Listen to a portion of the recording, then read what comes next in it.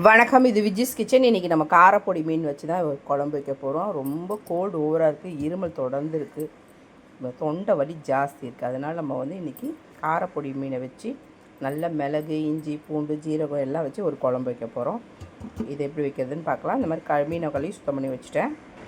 2 வெங்காயம் எடுத்திருக்கேன், 2 தக்காளி எடுத்திருக்கேன், இஞ்சி, பூண்டு நல்லா கொஞ்சம் தாராளமாக வச்சுக்கலாம். இஞ்சி, பூண்டு இது கூட ஜீரகம், மிளகு சேர்த்து அரைச்சிக்கலாம். இதில் மிளகு சேர்த்துக்கலாம், ஜீரகமும் சேர்த்துக்கலாம். ஜீரகம் ஒரு 1/2 ஸ்பூன் சேர்த்துருக்கேன்.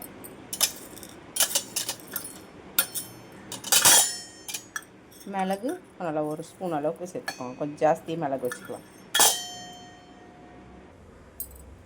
கடாயில் எண்ணெய் தேவையான அளவு விட்டுக்கலாம். கொஞ்சமாக விட்டுருக்கேன்.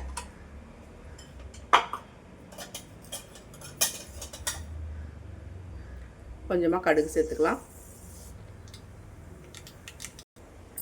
தக்காளி, வெங்காயம், 4 பச்சை மிளகாய்,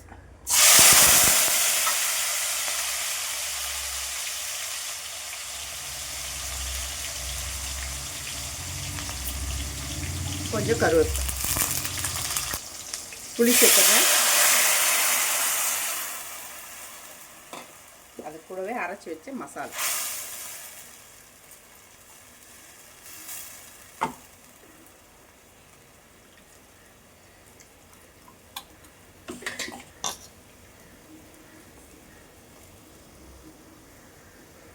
ரெட் சில்லி பவுடர் போட்டுக்கிறேன். 1 ஸ்பூன் போடுறேன்.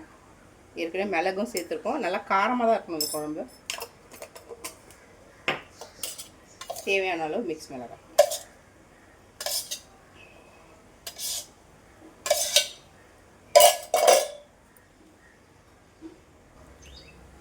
சேர்த்து நல்லா தண்ணி தாராளமாக இருக்கணும். இந்த குழம்பு தண்ணியாக தான் இருக்கணும்,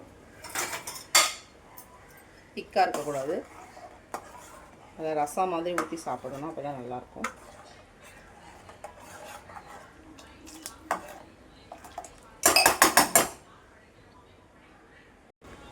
இப்போ மேலே கொஞ்சம் மல்லி தூவிக்கலாம், கொத்தமல்லி.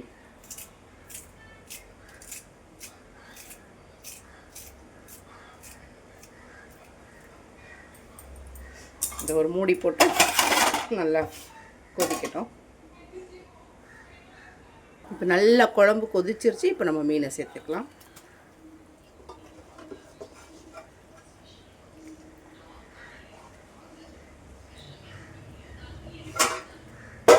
இது ஒரு 10 நிமிஷம் வெந்தால் போதும், ரொம்ப வேகணும்லாம் இல்லை. ஆனால் இந்த குழம்பு நல்லா தண்ணியாக தான் இருக்கணும். மீனை மூடுறேன், வேகட்டும்.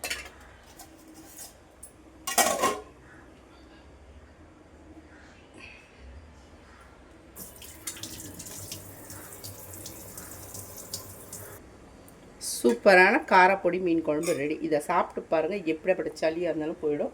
நல்ல தண்ணியாக நம்ம ரசம் விட்டு சாப்பிட்ற மாதிரி சாப்பிட்லாம். வீடியோ பிடிச்சிருந்தால் லைக் பண்ணி, ஷேர் பண்ணி, கமெண்ட் பண்ணுங்கள். மறக்காமல் நம்ம சேனலை சப்ஸ்கிரைப் பண்ணுங்கள். வணக்கம்.